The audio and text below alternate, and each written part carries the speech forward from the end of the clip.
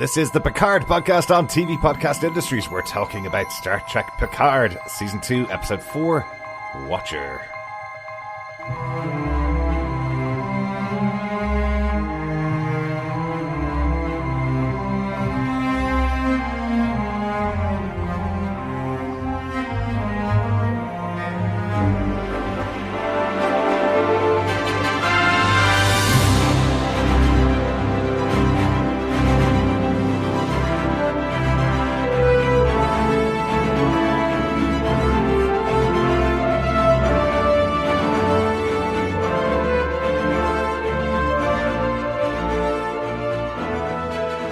Welcome back, fellow Trekkies and Trekkers. This is TV Podcast Industries. We're talking about Star Trek Picard, Season 2, Episode 4, Watcher.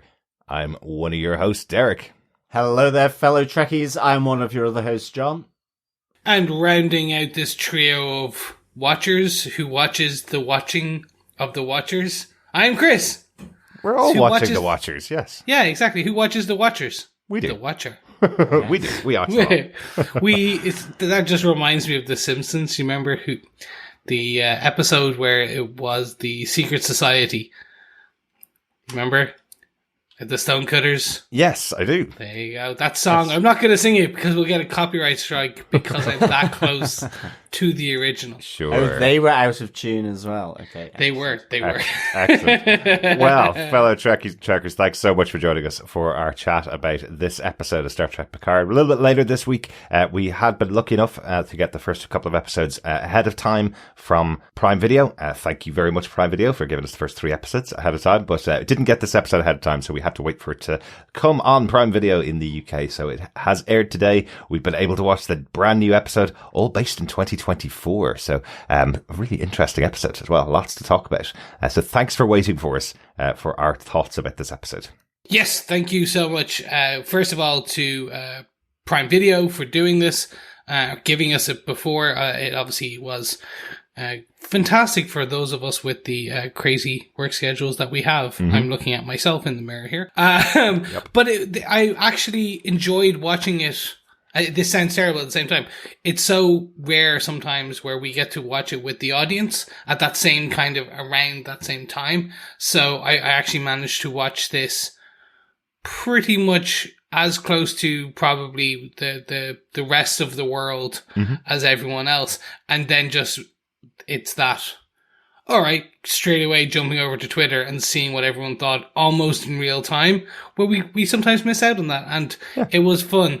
Not going to lie, I missed my sleep on that one, but definitely it was a unique experience that it was fun to have one more time with. Yeah, lots of fun to do that, especially on weekly shows, to kind of get an impression of what everybody else thinks. We are going to go into our spoiler-filled discussion about Star Trek Picard, but if you haven't subscribed to the podcast yet, you can subscribe to us over on tvpodcastindustries.com, or you can just search for the Picard podcast from tvpodcastindustries.com on any Federation or Confederation supporting podcast player. You can also send us any feedback to feedback@tvpodcastindustries.com, or you can hop on over to our Facebook group at facebook.com/groups/TV Podcast Industries. And you're going to want to subscribe to the podcast because we are picking up another show from next week. We're definitely going to see him coming. Moon Knight from Marvel is coming to Disney Plus from next Wednesday, the 30th of March. I forgot what month it was for a second. Is that the one and only Moon Knight? Marvel's answer to Batman? I'm joking before any of our fellow Moon Knight fans or Marvel fans or DC fans attack me. It is an ongoing ribbing I have with Into the Night, a Moon Knight podcast, and it's host Ray. I made that joke on the first time I was on his podcast. I think that was also the last time I was ever on his podcast. I think we all have. I didn't. Okay. Yeah. Nope. No, that's probably why you've been back. Because I am so sick of that joke. I was probably polite about saying it. Yeah. I still don't get it. I don't understand it, especially when you see the TV show. If you're not a Moon Knight fan, if you don't know much about the character of Moon Knight, you will have no idea why people compare it to Batman. Yeah. It's completely different. There's no connection. And in the comics, very, very small connection. Just he's a street level hero who beats up on bad guys. That's about it, really. I guess it's true. And you could He say does. the same thing about So does Jessica Jones. Yeah, exactly. So Jessica Jones is the Batman of Marvel. That's what we're going to say. It is true. It but is true. we are not here to talk about Marvel or Moon Knight. We'll be talking about those next week. Please stay subscribed to get the discussions about those. We are here to talk about Star Trek Picard, Episode 4. The teleplay for this episode was written by Juliana James and Jane Maggs. Juliana James is a staff writer on the show. She's worked on the new TV show Superman and Lois as well, which is getting great praise. We watched the first 3 or 4 episodes of that and really enjoyed it. Really good. Really enjoyed the first few. I know it's season 2 is going gangbusters at the moment. It's one of those, I recently was speaking to someone about this. There's so much good TV at the moment. Mm-hmm. I know we'll go back into a lull towards the end of the year where I can really pick up and catch up on a few shows. Mm-hmm. But like, they just stealth dropped Upload season 2 on Prime Video as well. Show I absolutely loved season 1 of. Didn't know season 2 was coming. There it was. So another great show that we were like, oh, we got to jump back onto this one. Yeah. But we're not here to talk about Upload. We're here to talk about Picard. Sorry. We'll let you get back to that after the podcast, Chris. Yes. Jane Maggs, the other teleplay writer for the episode, worked on loads of shows in the past, including the new version of Anne with an E, which I know my mom loved. It's a book she really enjoyed as a kid and loved the new TV show. She's also writing episodes of the upcoming TV show The Man Who Fell to Earth, a fantastic movie from the 70s. Yeah. Really looking forward to the TV show, starring Chiwetel Ejiofor and Naomi Harris, which are 2 fantastic actors. Really excited to see what they bring to The Man Who Fell to Earth. Definitely, yeah. It'll be really interesting. Just clarification. Mm-hmm. Man Who Fell to Earth, the 70s one, is the Bowie film. It starred David Bowie, yes, correct. Yes, it is. Okay, okay, I have seen that. That is a great film. Yeah, it'd be really interesting to see what they do in the TV show. That is Jade, and that is Juliana, the teleplay writers. The story for the episode also written by Juliana James and written by Travis Fickett. Travis Fickett is an executive producer on Picard and previously worked on 12 Monkeys, Terra Nova, and Nikita as well. Very good. Good load of shows there. Yes. Yeah, it has some dystopia kind of credentials there with 12 Monkeys. Absolutely. And Terra Nova. And Terra Nova, yeah. Gosh, I liked that to begin with. It was a great show to begin with. Absolutely. Yeah. We all just went, to begin with. And this episode, once again, was directed by the wonderful Leah Thompson from Back to the Future fame and last week's episode's fame.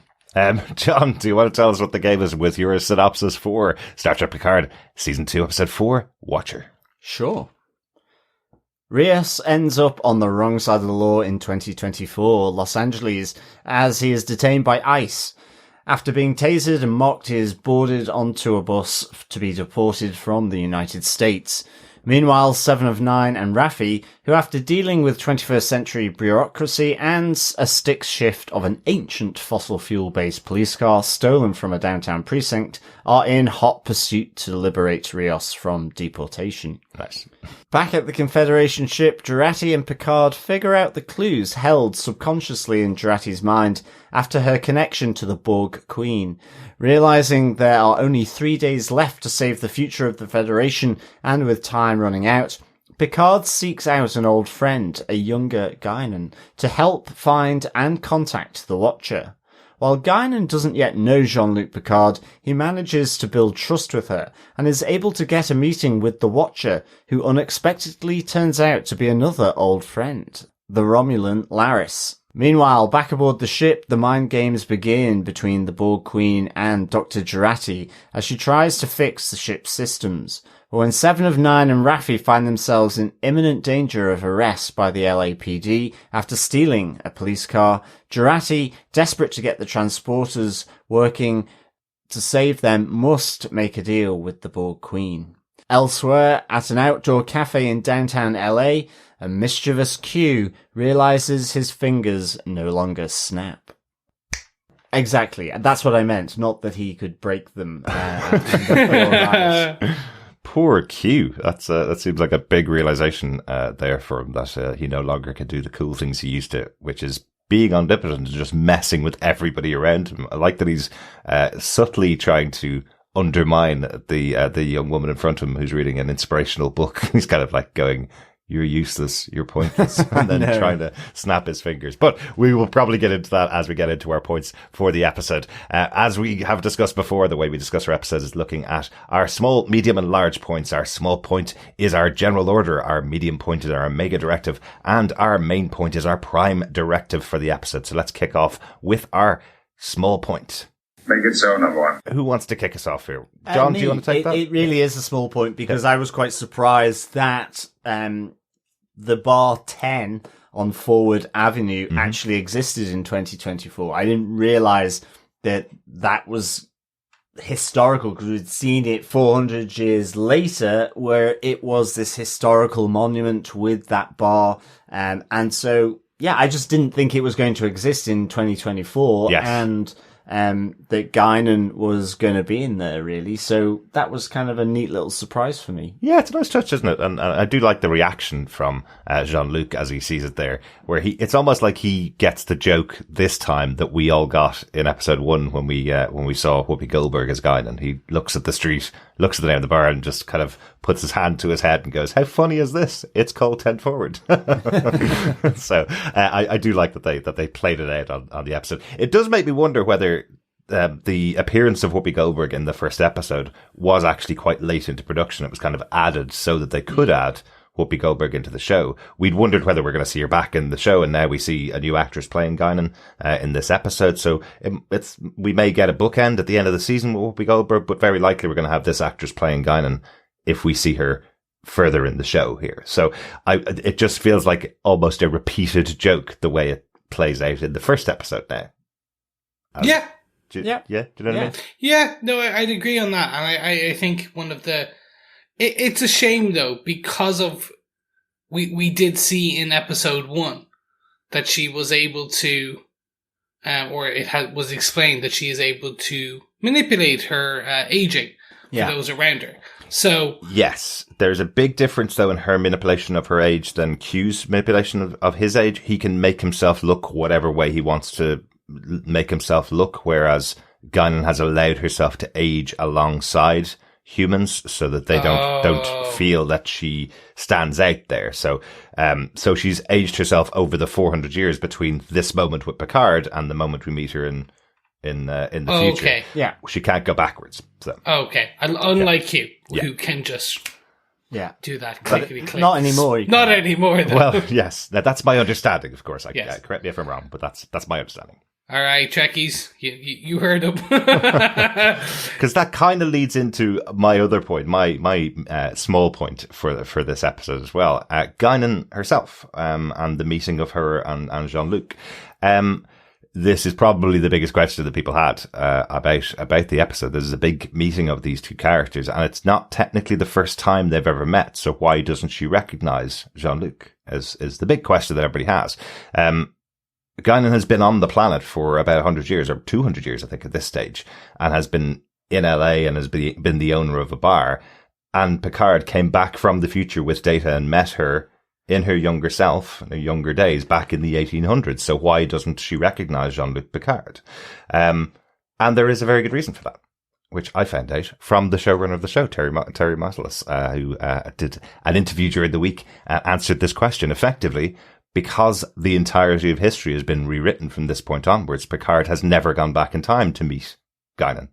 That makes loads of sense, doesn't it? Yeah. That does make sense. Yes, but I can see why everybody was questioning it, because they're thinking this is the Guinan that should know Picard. Why would she not know Picard? But she has never met Picard before because there was no person that time travelled from that future back into the past. And it's to the point that your past becomes your future if you travel back. There's still a singularity, which is you. Yeah, exactly. And so your future changes as well. Yeah, and that's why that's one of the potential reasons why she's leaving 10 Forward and closing down 10 Forward, because the Picard of the future never traveled back to the past to meet her in the past, so she never knew there was going to be a Picard.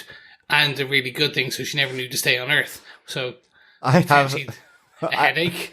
I have a really sneaking suspicion that we've got this all topsy-turvy, but... Oh, anyway. no! I have a sneaking suspicion someone just forgot that they had already met Guinan in the past. And then when it was called out at a later point, it was like, oops! Oh. No, I absolutely know that is the case. There's no way that they didn't know that there was a scene with Guinan in the past, because it was an entire episode, a very well-known episode. They are fully aware of it, but the simple fact is the world changed from this point in 2024. There is no Federation in this universe that could have sent somebody back into the past to meet Guinan. I understand the explanation, but I didn't get it on first watch. That's why it's my point here. I agree with that. I think all of us need to know that. I get that. I mean, just how I expressed it back. I was kind of saying future, past, because I didn't timey-wimey. I was like, okay, yeah. Well, it's Friday evening. Yes. My mind has gone to mush. but I do like how they incorporated into the episode itself, how they incorporated into the concept of this alien species that Guinan is part of, it, about the fact that if there is something repeated to them from the timeline in the future, that they effectively get a kind of time sickness. Yeah, that was quite cool. Which I just really like the idea of it, where it's almost like a truth detector. So when Picard is saying to her, this is an inspirational thing you will say to me in the future, which will help me on my journey, I'm saying it back to you now. And it's almost like, well, if I get sick over this, then I know he's telling the truth. I know he's had this experience in the future. Even just him calling out his name, to her, saying who he is, which he holds back for most of the episode here. Most of the time they spend together. When he says his name, it sparks something in her that she knows exactly how to deal with this person. Which I loved how that was put in there. No, agreed. I'll jump onto my small point for this episode, which is they did land in Paris. Chateau Picard is in France. Well, not Paris, sorry. Yeah. So they landed in smack bang. There goes the Eiffel Tower. Paris looks slightly more foresty than I remember. They in the Valley Loire, beside Jean-Jacques in the Loire Valley. No, they did land in France. It was a question we did ask in the previous episode during recording, and we do know that. Also, we got something that will definitely 100% come back into play later, which was, well, the Picards back in World War II used the tunnels under the house and in the surrounding area to save themselves and others during World War II. I wonder why they said that. I still am very much starting to think that something gets left in the tunnels, and 200 to 400 years later, when a little Jean-Luc is in the house, all these flashbacks he's having of nightmares and scary things, maybe something crawls out of those tunnels and scares him later on. Yeah. Or maybe it is zombie Nazis and the Star Trek universe is heading into the zombie world. Oh, maybe. Wasn't there was a zombie Nazis film where they were on the moon? Yes. Iron Brigade, Iron Sky. There you go. Yeah. I'm going to say, I would say Chris is much closer to what I think is going to happen in the storyline. It's not that wacky in Star Trek at all. It really is. I have to say that there was a lovely moment in that scene when Picard and Jurati are walking through his house, where I love as he brushes the dust off one of the tables and then his younger self walks past. It's just, I'm sure it's a really simple scene to film, but I love how he just connects in with that memory that he has. Yeah. I thought it was a beautifully put together moment. You're absolutely right. It will come out. More of the stories being released as we go throughout the series. More of the connection to Picard and his past is being released that we would never have seen in other stories. So, really liking how they're doing it. Yeah, no, agreed. It was just really good confirmation that they did land in France. So we do get 100% confirmation of where the chateau is. Yeah, we knew it was going to be confirmed in the episode, of course, but the point was we just had the conversation last week, so nice to see it's confirmed. We definitely knew it was in France. Yeah, John did, yes. 100%. One other thing to point out there, I think there's another little Easter egg in here when Picard says that the house will be left alone and won't have a Picard residing here. The actual phrase he says is "for generations," which is a movie called Star Trek Generations, where he appeared alongside William Shatner's Captain Kirk, and we do get flashbacks to his family on their lot in Chateau Picard, I believe. I may be corrected about that, but I do like that he says that there will be nobody living here for generations. And it's possibly a connection to Star Trek Generations. There you go. Could make that does make sense. Little Easter egg. Yeah, which I like. that makes sense. Just the wording. I like when writers come up with some interesting wording. Let's get on to our medium point if everybody's done with their small points. Yes. Implement the Omega Directive immediately. Yeah, I'll kick off. Okay. We've briefly touched upon it. It's the Q has lost his snap, his ability to just simply snap his fingers and change, whether it's himself or change the reality of others, seems to have been lost in this scene, kind of right at the end, where we see him just, very Machiavellian, like very mischievous, trying to upset a poor lady who's reading at the cafe, and he snaps his fingers to sort of enact all his thoughts of what he wants to do, where she effectively loses her self-confidence and nothing happens. She is still sort of enthralled with what she's doing. Nothing has changed, and he kind of looks at himself, looks down at his fingers, and of course just linking back to Picard saying, "You're unwell," which was from episode 2. And it's really interesting because I know when Picard said that, I have to say, I'm totally honest, I didn't know where he was getting his, dare I say it, cues from.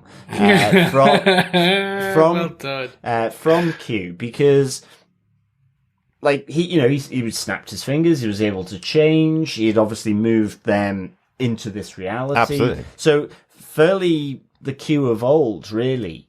And so I guess it must have just been a sense, a feeling, and I guess he was being very overly philosophical, was Q, and maybe that is the hint, and I guess that would be the only thing I would think of. But even so, Q likes to hear his own voice. He likes to talk and ramble and commands that stage. He wants to sort of almost suppress Jean-Luc Picard with words, because Jean-Luc in and of himself is massively thoughtful, and he's very well read. Books are important to him. So I've always seen that as him just almost trying to blunt Picard as in terms of his ripostes and what he can do. But this is a different Q. Look, we said that when he appeared in episode 2, and the way that he spoke to Picard, what he was saying to Picard about the challenge that was being set in front of him isn't a test anymore. This is punishment for what he's done. Agreed. And what's happened in the past, not what he's done. That hasn't been clarified yet, but he is different, definitely. Agreed. No, well, I agree with you. The test is not a test. It's a different set of situations and circumstances that he's moved them into. But Q of himself, him being unwell or you're not well, doesn't, whether it's that loss of power that we see here is the thing that means that it is not a test and it's something different, despite him being able to move them there. Again, that's very sort of hidden within that scene in episode 2, for me, at least. I can't say I necessarily picked up on any nuances. And so I actually quite liked here that we saw a physical manifestation of whatever is happening to Q.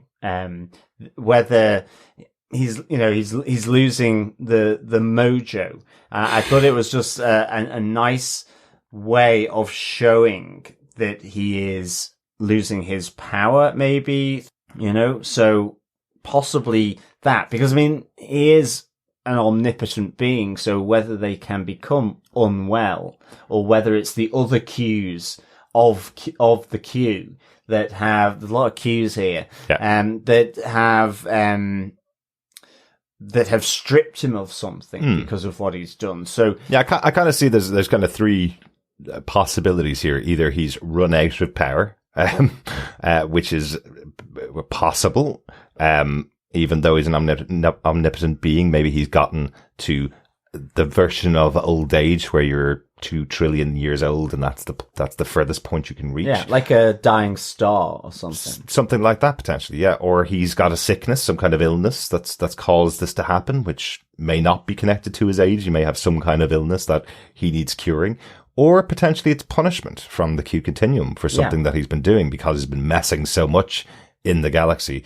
They all have similar traits, though. They all like to mess around a bit, but he seems to be the most transfixed on humanity and Picard particularly. So potentially they may be stripping him of his powers.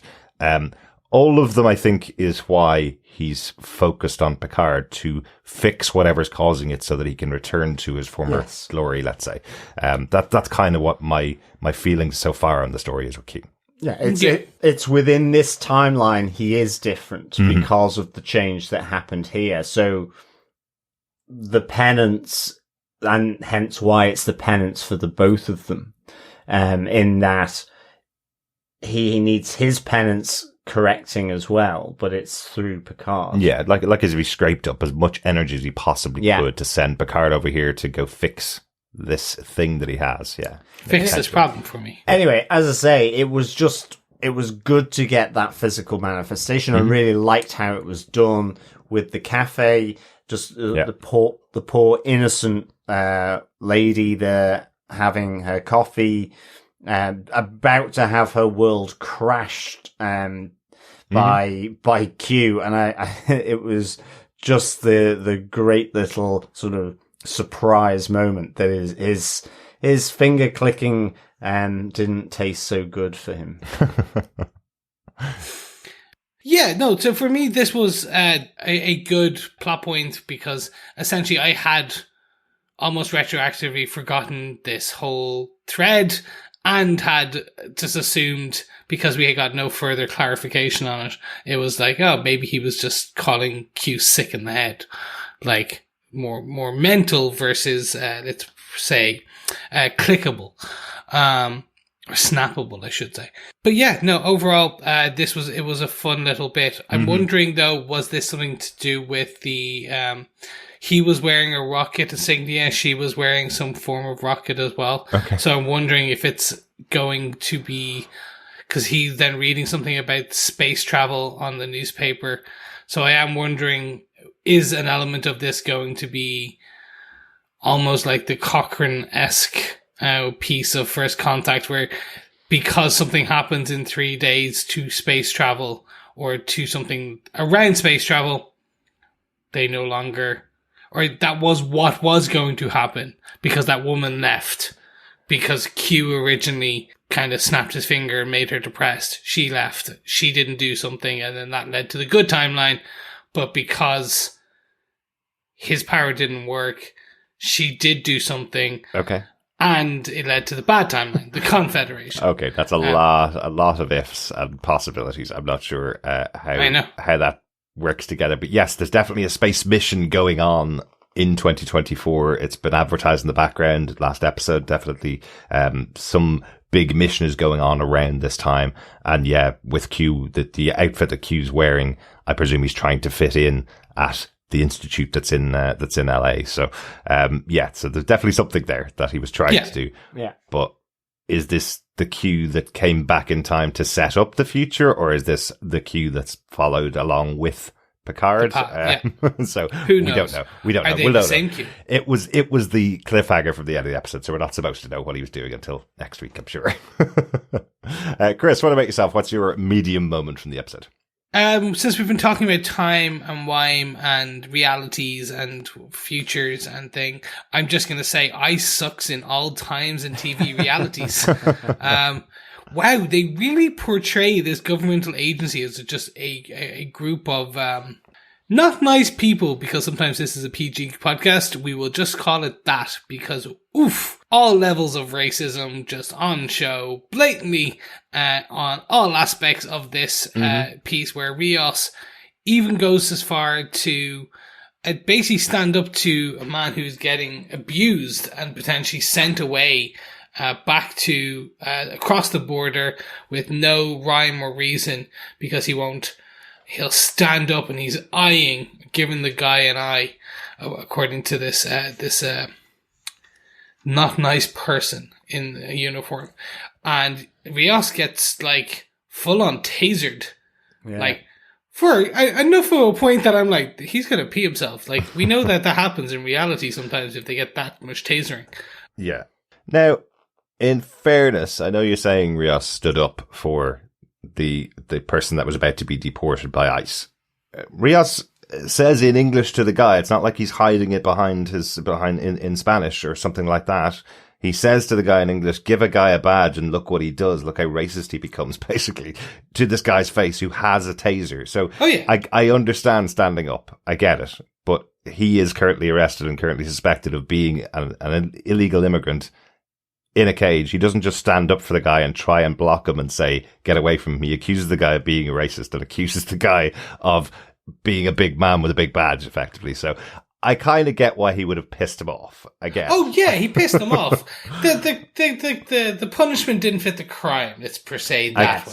Remember, Rios is the big fish out of water here. He's dealing with the entire society. He, in fact, looks at the Pledge of Allegiance to the flag, which is something that the entire American population says, and in disbelief says they make you pledge to the flag in this country. Understandably, this guy's going to get deported, I think.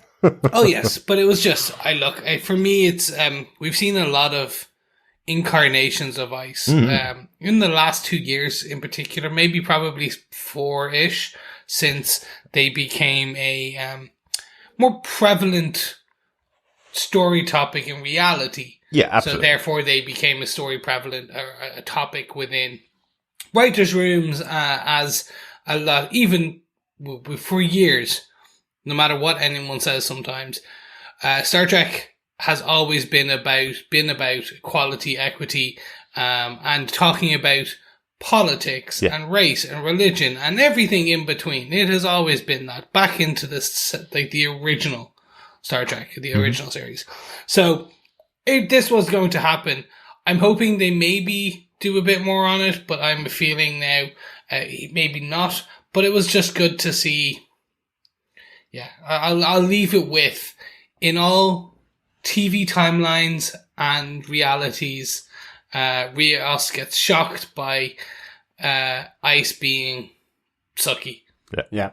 Well, I think kind of slightly connected to that is, which I think is really called out in this, is, I know I'm moving back to Guinan here, but how, as an Elorian, and the conversation she's having with Picard, she talks about how she despairs of humanity, and this species has one planet and are destroying it, and people who can help but won't, sort of in reference to Raffi and Seven of Nine being in the homeless sort of commune and camp, God, yeah. and that this species prefers war to peace. So, she's kind of at the end of her tether with this in the conversations with Picard. And so I thought that kind of comes to that point of, Star Trek has always provided,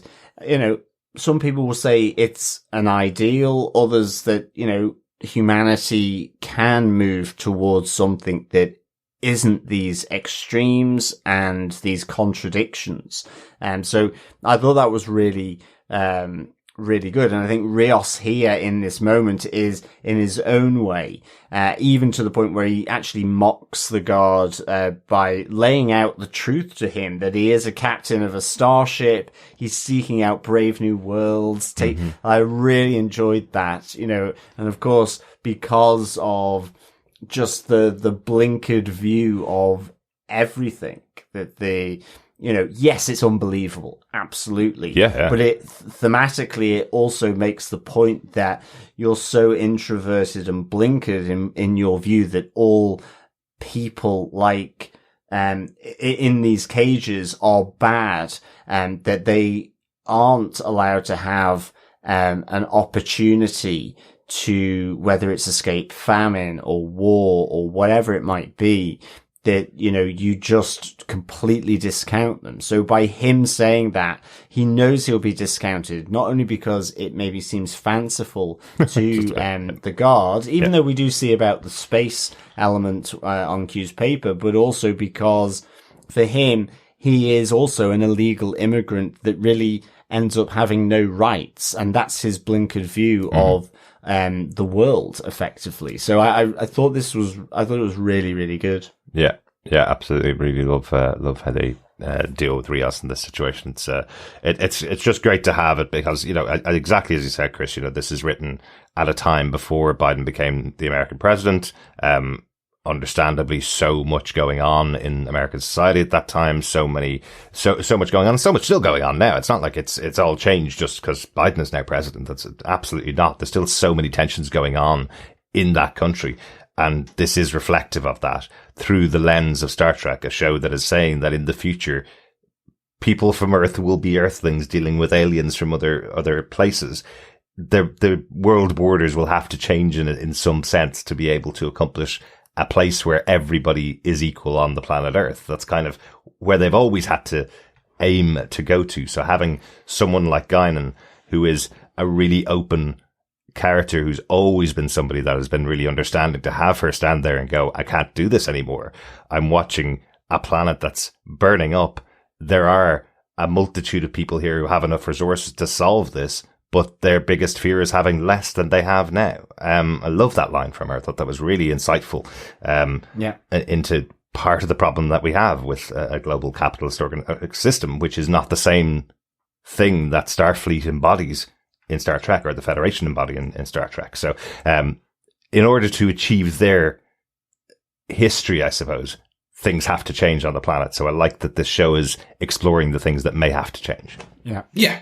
No, I definitely agree on that. The other thing from this with Rios in the detention center, there was a slight hint that I got from the guard about the deportation. So initially I was thinking it was deportation going back across the border. Mm-hmm. But there was a slight hint that this isn't just moving you back to the country of origin, that this was a deportation and you'll get lost in transit and something bad is going to happen.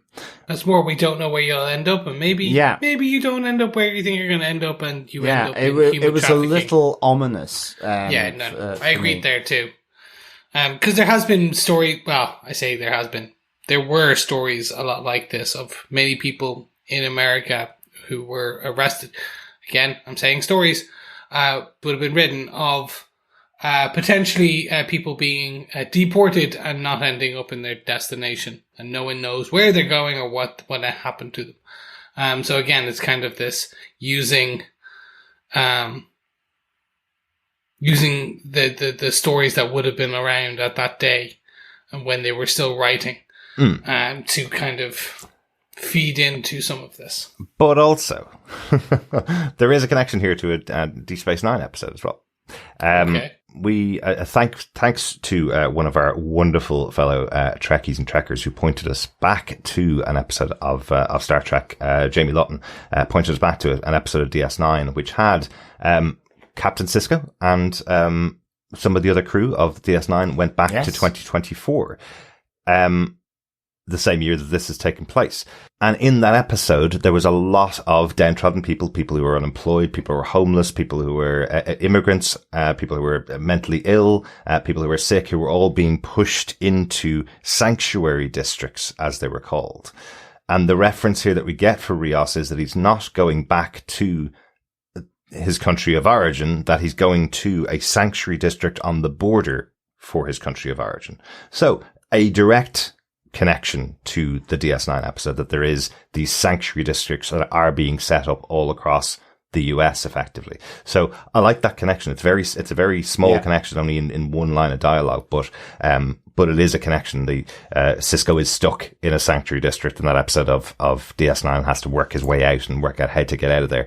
And the frustration of it is that once you're there, once you've fallen between the cracks of these rules and laws that are set up to push away the undesirables, let's say, from in this situation, it's impossible to get back out of it, which is what Rios is experiencing here as well. Interesting. So that's very cool. That's a cool callback. I think that's all on Ice and Rios. So then, Derek, do you want to move on to your point? Absolutely. I just want to talk about the fun part of the episode. Raffi and Seven driving the streets of LA in a stolen police car after attacking the LAPD.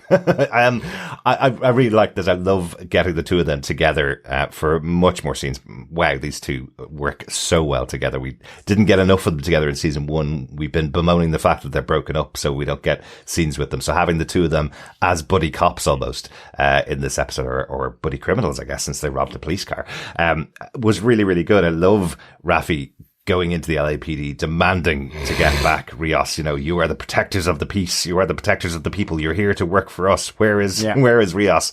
And there's very much a computer says no moment from the guard on duty on the desk, kind of going, look, if he's not in the system, nothing I can do for you. And I love that Seven is the one that calms her down. Seven's kind of going, we're going to take our business and move away from the desk here before we get arrested, effectively. So at least Seven's following the rules that were laid down for the crew of La Serena arriving into LA. For now. But continually we see that Raffi is not following any of these rules that were laid out. Raffi is the one that's attacking effectively a police officer, so could have been arrested. She's carrying a phaser, which she uses to break into the car, and she's also carrying a piece of equipment to connect herself to the computer in the car that couldn't possibly exist in this time. So if she had been caught, she absolutely would have been given the game away. Has gone against everything that she was told to do. But yeah, and it's downhill from there as well. It does go incredibly worse. Absolutely. As they steal the car, love the little touches of the police radio being on. They literally pull out, crash into the barrier going out, take a left onto a one-way street. And already by that stage, you hear it going over the radio. Police car has been stolen from the police station. Yeah. So they're onto them very, very quickly. And the roles kind of reverse a bit. Like 7 of 9 is just driving with pure frustration. I love the centrifuge look as she's really spinning this car around, making quick changes in direction. I love that she's getting frustrated with just the car. She says this is an antique. Yep. And it ultimately becomes Raffi that is trying to calm Seven down, so that they don't bring attention to themselves, and it's far too late. Yeah, absolutely. Great fun. Great fun moment in the episode. Lots of laughs out of this. But they do eventually get the mechanism to save Rios, hopefully, because they've been working with Jurati aboard the ship, who's trying to restore the transporter abilities, so that they can either transport to the bus where Rios is on board, or transport Rios away effectively from the bus. So I kind of like that that's their objective. And I also love that there is that moment of Raffi realizing they have to drive for a whole hour to get there. Get there. When she's like, we'll just do it the old fashioned way. What do you mean it's an hour? We don't have an hour. Yeah, really good fun. I loved actually with Jurati where she says, you've got to stop the car as they're being chased. Mm-hmm. So that was really good. Because the transporters aren't quite up to where they need to be to transport from a moving target. Mm-hmm. So I really like that moment. And again, another big moment because the police officer, at least the lead police officer, coming up to the car as they've surrounded the stolen car, sees them disappear. Yes, who will forever be... What? You mean when you chase some joyriding ghosts? Yeah, exactly. We do have to talk about the transporters being turned back on. So should we move on to our main points for this episode? Yeah, absolutely. We must face the ramifications of the Prime Directive. Yeah, John, do you want to kick us off with your big point for the episode? Yes, it's the cabin fever with the two... that are stuck aboard the Confederation ship in the form of Jurati and Borg-Queen. I just thought it was a great situational element to this, because you've got everything going on with Raffi and 7 of 9 needing to be rescued from the pursuing cops, but at the same time, Jurati doesn't have the ability to get the transporter working in time, and so has to make this deal with the Borg Queen to give her access back into the ship to fix them at rapid speed so that she can rescue her crew from the closing net that is the LAPD. And I think it was just really good because all building up to that is there's a real nice kind of feeling of cabin fever. Yeah. Between the two, because they've been connected. There's been a partial assimilation. The Borg Queen knows about Jurati. Jurati knows about the Borg Queen to some extent. And it almost felt like, the meeting of equals, especially with the Borg Queen at the end of the last episode saying, you've done something worse. You've impressed the Borg Queen effectively. You've impressed me. Mm-hmm. And so this was just really good how she's trying to manipulate Jurati. She's preying on her insecurities of isolation, contrasted with the security of the collective. It's the what Jurati actually did about that she could almost be a Borg Queen. And I guess it was to the theory that was raised on the podcast last week, this idea of the Borg Queen from episode 1. Who is that? Is that potentially Jurati behind more and more likely, that funky sort of industrial pop type mask, head to toe suit? Yes. Yeah. So this really just played so well into all the different parts of the relationship between these two, because they've been connected. I mean, to the point where really Jurati kind of has to just turn her back and storms off into another part of the ship. Yes, but she does promise that if the Borg Queen helps her with fixing the transporters, that she will allow herself to be conversed with. Right? Yes. That she will give her conversation. You're right. The scene is just so well played. Annie Wersching, who plays the Borg Queen here, does such a great job. A much more conversational Borg Queen, probably because she's connected with Jurati, so she has kind of got a bit of Jurati's personality within her, so she's a bit more conversational. But I love the kind of pushing that she does, when Jurati comes up to her and says, please help my crew, help my friends, and she's saying, don't politely demur yourself in front of me. Yeah, exactly. I know who you are. I know what you've done. It's effectively, you made me do this and then took away my hope. So that makes you much worse than a Borg Queen. And Jurati does it again. Jurati gets her to fix the transporters and then walks away from her. Doesn't sit down and converse with her, the promise that she made with her. She may do that in a future episode, but it feels like Jurati's kind of tried the same trick twice on the Borg Queen. Said, you do this for me, and then I'll sit here and we'll have the bants. We'll sit here over a cup of tea and we'll have some chats all about the world, and you won't be lonely anymore. And then she just walks away from her. Yeah. So I'm wondering how their relationship will develop over the course of the next couple of episodes, because I wouldn't be playing the same trick on a Borg Queen twice myself. No, I wouldn't either, because there's a high chance that you're literally doing deals with the devil. Yeah, it's going to be.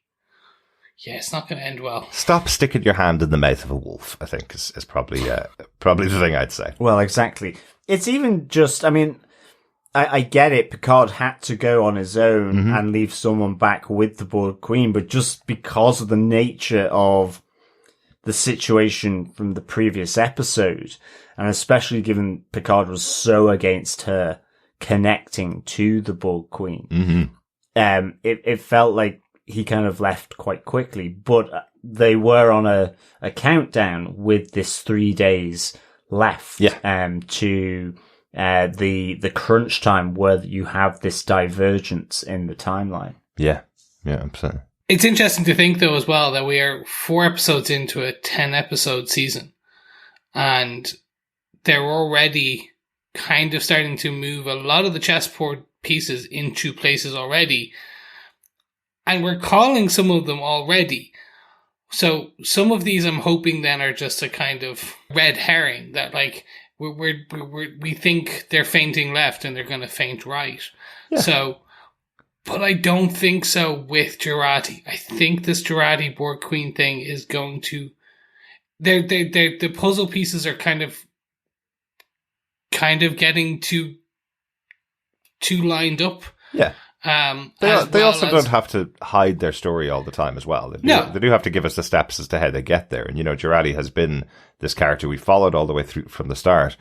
They really will have to explain why she becomes a Borg Queen if that's what happens to her. So, if that's the case, I'm glad they're laying it out the way they are, because I like the idea of the constant niggling from the Borg Queen with Jurati. I kind of like that might turn her and twist her and assimilate her potentially in some way, in a different way.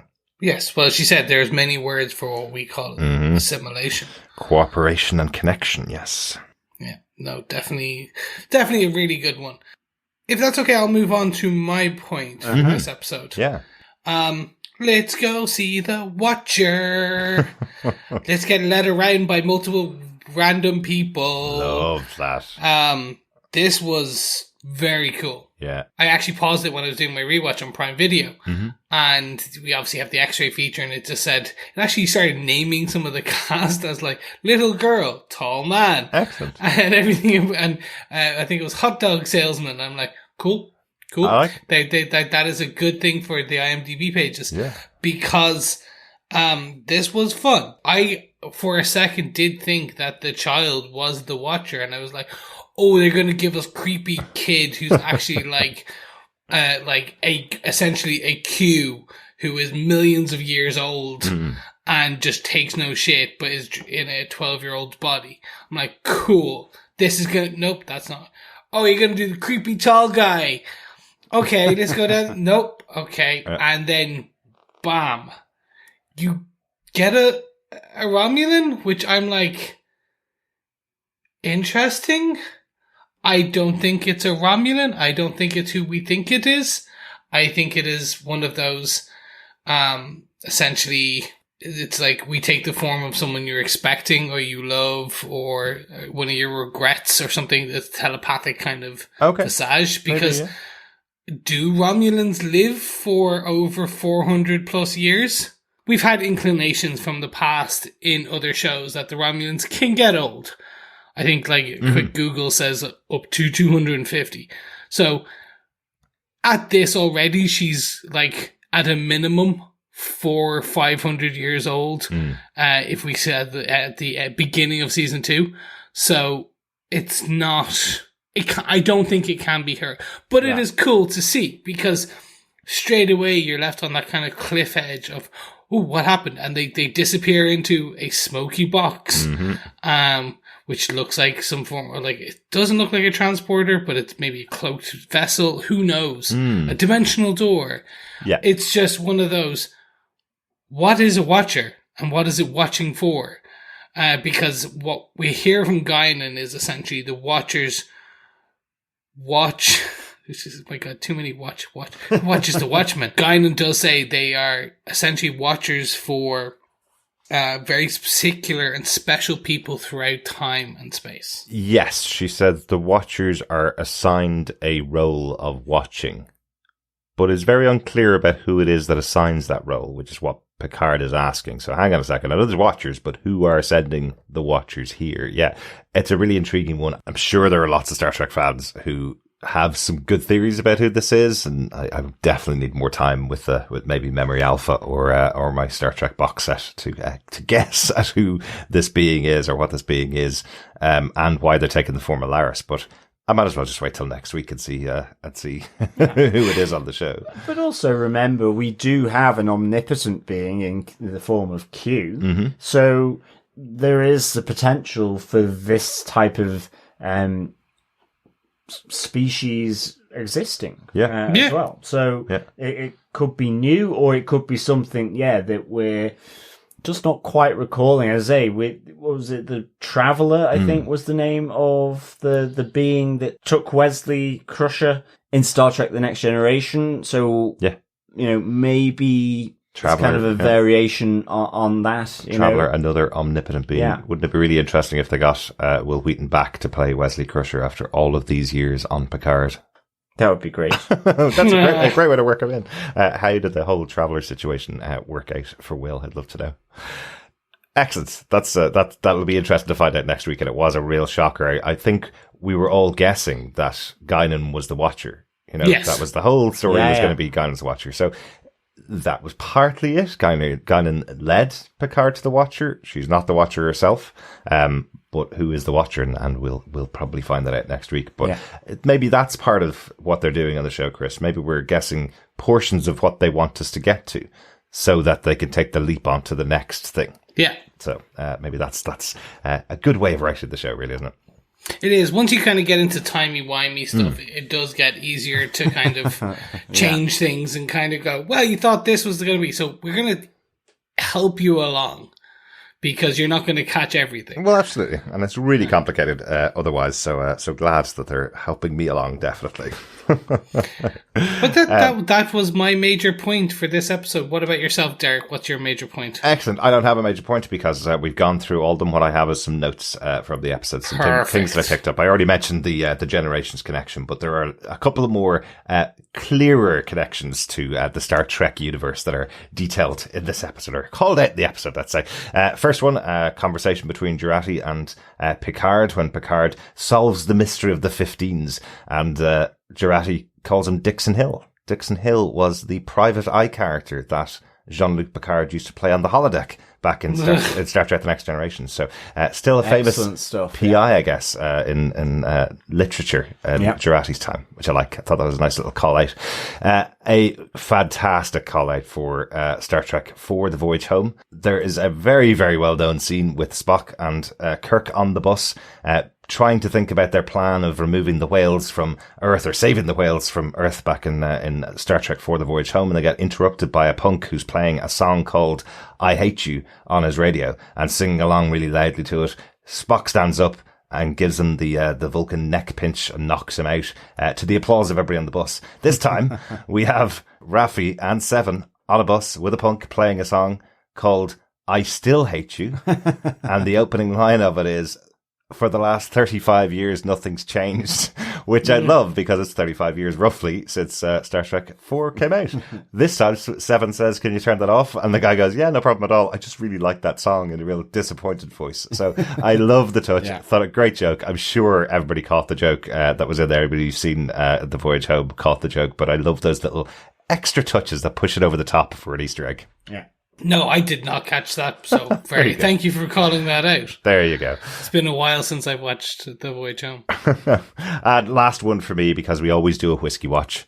We had Picard drinking whiskey in this episode, drinking Swafford whiskey. We always used to do whiskey watch in Jessica Jones to find out what whiskies the characters are drinking. And unfortunately, this falls into that bracket that the Jessica Jones show fell into at the end of it, where it's not a real whiskey.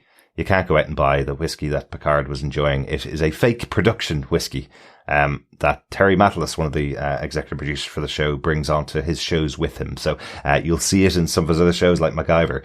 This is the whiskey that he uses as a set dressing in the background. So there you go. Do you think it really has real whiskey in it? And he's just like carrying it with him? It's just like, this is my whiskey. I'm taking you here. Potentially. That's it. Excellent. Any other one that we didn't catch from the episode? Everybody like the Jurati joke about childhood. Jean-Luc Picard calling for his milk chocolate hot. Yeah, that was cool. Yeah. Good fun. That's it for my notes for the episode. Overall, what did you think of Star Trek Picard episode 204? Watcher, John, kick us off. What your thoughts are? Really liked it. I'd give it 3.5 early morning shots of liquor out of 5. I thought really enjoyed this episode. Lots of big stuff going in it.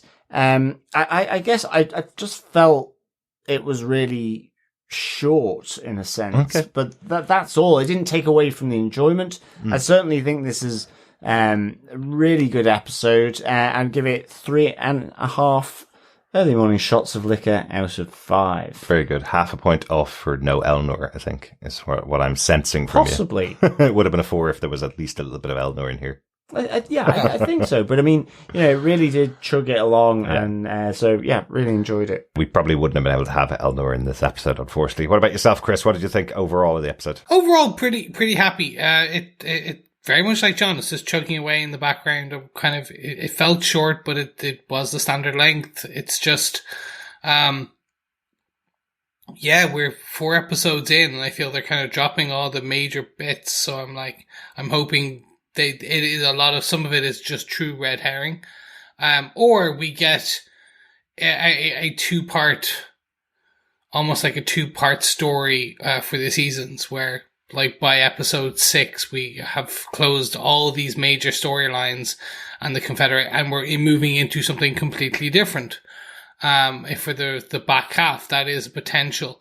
But let's wait and see. I am reserving all my judgment until the next episode, and the next episode, and the episode after that, until we finish the season. Excellent. I'm meeting you kind of halfway, Chris. I think they will end the story in 2024 sooner than the end of the season. It won't end the season in 2024. But I think there's going to be lots more complications to jump back into for the other half of the season. Like Jurati being the board queen in the future. Yes. That existed before Q did anything to the timeline. So potentially we'll still see that, and they'll still have to resolve that within this season. That will be quite interesting. Overall, I really enjoyed this episode. I like the balance that we had in this episode. Lots of exposition, lots of really interesting, challenging concepts, like why would Guinan be leaving Earth? That was a really good concept to put in there. What was happening with Rios, with ICE, and how they're treating immigration in the show, and what's happening with immigration in 2024, pushing people into these sanctuary districts, a nice name for a horrible place. I loved all of those deep concepts, deep Star Trek concepts. And then lots of fun on top of it with Raffi and Seven driving around LA and stealing cop cars. Great fun elements to the show. So I think that the balance really right for me. I think the reason why it felt like a short episode for me, if it did, is because I wanted more of this. I think the balance was so good here that I was really enjoying it. And to end it on 2 big cliffhangers. Hang on a second. Laris is there. Last we saw Laris was in the future being left behind and Shadow Picard. Now she's here as the Watcher. Who's that? What could it mean? And here we have Q. No powers available to him. All of a sudden, the omnipotent being is no longer omnipotent, and he's the one that brought everybody here, so his power is gone. What does that mean? 2 massive cliffhangers to solve next episode. So perhaps that's the reason why it might have felt a bit short, because it was all go for them for most of the episodes. So, but that's my thoughts as we close out the episode. One more thing to do before we get into some feedback and our fellow Trekkie and Trekkers' thoughts about episode 3 of Star Trek Picard. We need to go to 10 forward. We certainly do, but not any old 10 forward. This is going back in time to 10 forward in 2024 for that slug of early morning liquor that I mentioned just before. So, fellow quizzers and fellow Trekkies, here is the pub quiz question for episode 4. What 3 items connected by the number 15 provide Picard and Jurati with their clue to when the divergence will happen? Ooh, very good. I like this. Yes. So what are the items? Yes. Called out very specifically by Jean-Luc Picard. Yes, he does give a list. Or should we call him Dixon Hill? Dixon Hill. Yes. John, do you want to give the question one more time? Definitely. What 3 items connected by the number 15 provide Picard and Jurati with their clue to when the divergence will happen? Excellent. Remember to send your answers to feedback@tvpodcastindustries.com to be in the mix for a load of Picard goodies and maybe some baddies if there's a Borg Queen thing there as well. Yeah, you never know. Yes, put together all your answers. Email us to feedback@tvpodcastindustries.com at the end of the season. Each of the questions are available on our website at tvpodcastindustries.com, or, of course, in each of our episodes that come out each week about Star Trek Picard. Let's pop on over to some feedback on the last episode, on episode 3. We had some Facebook feedback to kick us off. Dr. Bob Phillips says on episode 3, it's always tricky to guess the Z coordinates when the landscape is hilly. Tough luck, Rios.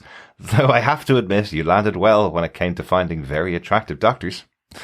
Jurati is killing it with her emotional jellyfish half-life, and it's wonderful to see that security folks will still be romantics at heart in a couple of years' time. Very good, Dr. Bob. Absolutely. And if anyone is secondary at finding very attractive doctors, we hope you are too, being a doctor.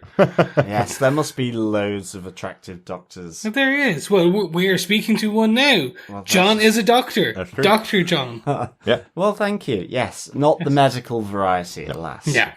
But that's okay. Still a doctor. That's okay. It's still a doctorate, kind of. You're the faux doctor. There you go. Yeah. Well, that is true. No, not faux, real. Stop it now. And interesting. I would never have put security folks as romantics at heart, for sure. And I have to say, Bob, that is the best description of the Borg Queen as well. An emotional jellyfish half-life. Love it. Love it. Thanks, Dr. Bob. Yes, thanks, Dr. Bob. We also got some feedback from Jamie Lawton, who had this to say. I think Picard did take the ship to his home in France. Also, when the away team goes to LA, it's daytime, as in different time zone. Yeah. I also reckon the Watcher is Guinan, who we know has lived in California since at least the 1890s, as shown in the Next Generation episode, with Data going back in time and meeting Mark Twain. That's the one. There you are. Finally, in the DS9 episode, Past Tense, Sisko goes back to San Francisco to 2024, a pivotal time in Earth history, referenced in Enterprise, the Mirror Universe episode. Also, Sisko was mentioned in episode 2. And Sisko punched Q in DS9 episode. Excellent. We all love Cisco, particularly for when he punches people like Q in the face. Yes. Yes. Yes. And Jamie, absolutely glad you spotted it as well about France.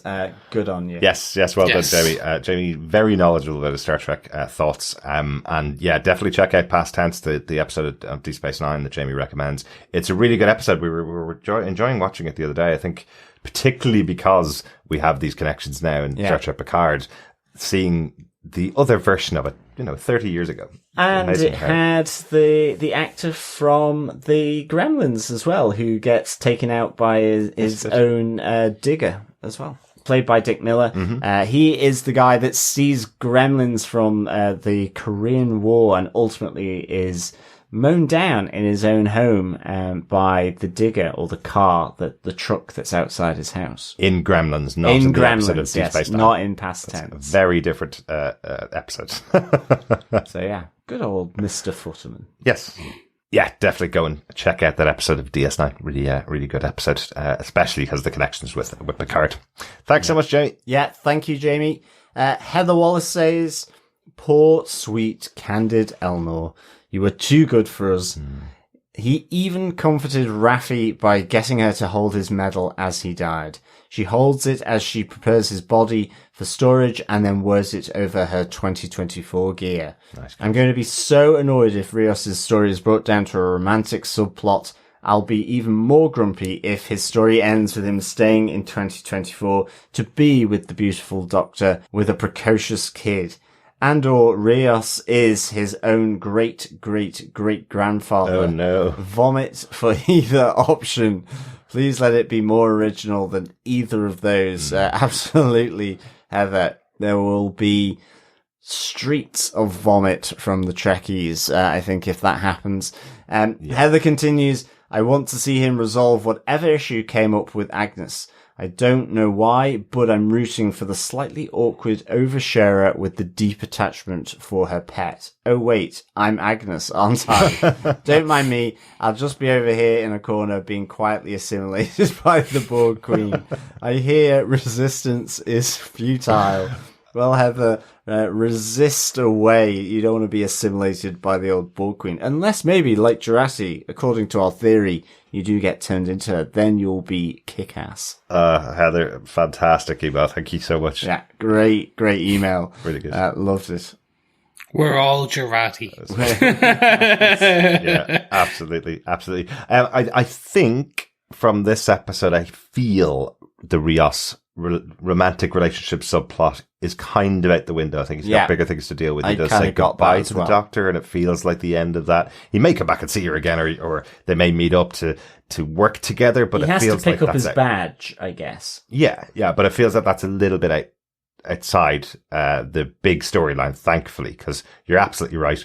We don't need a Rios romantic subplot for the next 6 episodes of the show. That would be an awful use of a great character. Yeah. Well, unless that subplot is getting back with Jurati.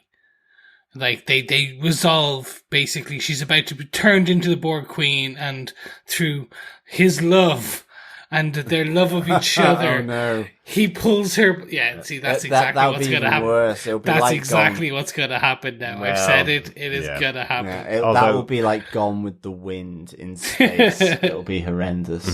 Although, Chris, we have said you should never write for a TV show because it's true. When you play out those kind of storylines, they don't work. No. But much like Gone with the Wind, frankly, I just don't give a damn. There you go. Thanks so much, Heather. Thanks, everybody, for your feedback for this episode. We'd love to hear from more of you over the course of the rest of the podcast. You can email us to feedback@tvpodcastindustries.com with any of your thoughts about the episodes. You can also join us over at our Facebook group at facebook.com/groups/tvpodcastindustries. Yes, we're also available on Patreon at patreon.com/TV Podcast Industries, where you can support us on a recurring basis if you so want to. And of course, for a one-off support, we're also over on buymeacoffee.com/TVPI. And just in the door while I was editing, some other pieces of feedback in, one from Dr. Bob Phillips over on Facebook. He says, lots and lots to love in this episode, from the bizarre explanations of the truth of their plight in an ICE cage to the tension of story swapping by bitter but hopeful, brilliant single women, and the minimalization of Q. Should we call him lowercase Q now? And what a line from Guinan. It just changes clothes. This century, it took off a hood and put on a suit. Oh yeah, excellent line, Dr. Bob. Some really, really good stuff in this episode. Thanks for your thoughts. Finally, we have some voicemail in from Mr. Steve Brown with his thoughts about episode 4 of Star Trek Picard. Take it away, Steve. Hey, TV Podcast Industries. This is Steve, and I'm about to watch, I don't know what episode of Picard it is. Watcher? Why did they show us the thing with Laris in this previously on? Is she going to be the Watcher? So they are at the Picard Chateau. Typical time travel, memory of things that are yet to occur. April 15th, normally tax day in the United States. As suspension of disbelief, that guy would not have turned his radio down just from a polite asking. I don't know. That doesn't make sense. 10 Forward Avenue, is it going to be Guinan? Okay, so she actually is Guinan, a younger Guinan. Crazy. Oh, the brave or stupid conundrum faced by every military person, I think, ever. Just click it or tick it. The seatbelt, Raffi to 7. Dang, that's messed up. It's her second time being arrested as an illegal when she's not illegal. Oh, I guess she's going to Uber out. Okay, I'm having some issues with my voice recording, so I'm just going to end it here. I wish I could finish the whole episode with you as a live Steve, but that's the message you got. They're in the police chase, which is great to me. I love police chases. But, all right, talk to you later. Excellent, Steve. I know that's all we got on your live, Steve, but well done for guessing that Laris is kind of, sort of the Watcher because of the preview for the next episode. Some great lines in that episode. So thanks so much for your live, Steve. Hopefully we'll get some more from you as we go on through the rest of the season. But back to Chris, John, and me in another timeline to close out the episode. Yes. But as we alluded to at the beginning, we didn't even allude to. We full on stated we were returning to Marvel TV, the MCU, with Moon Knight, starring Oscar Isaac, May Calamway, and the one and only Ethan Hawke. Mm-hmm. Episode 1 arrives March 30th, Marvel Wednesdays, only on Disney Plus, depending on where you work. But we are in France at Chateau Picard. It is a Disney Plus. Anywho, we are going to be there. We will be podcasting each and every episode of Moon Knight.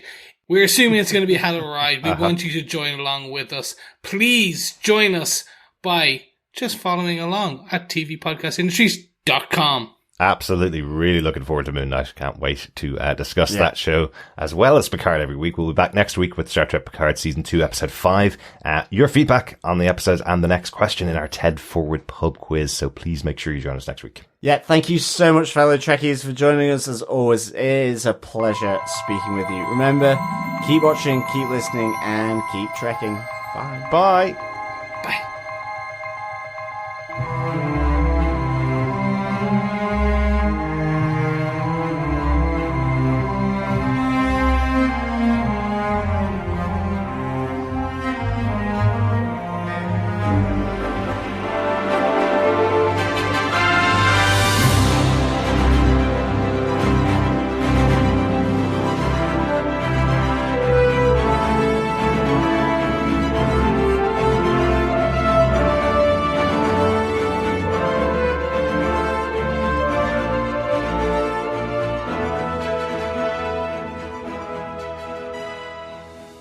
Back at the Confederation ship, Jurati and Picard figure out the clues held subconsciously in Jurati's mind after her connection to the bored queen. The bored queen? Well, she actually is in this episode. She's just hanging out. Really bored. She's literally hanging out, really bored. Will someone get me legs, please? Right. Oh no, we've got the giggles.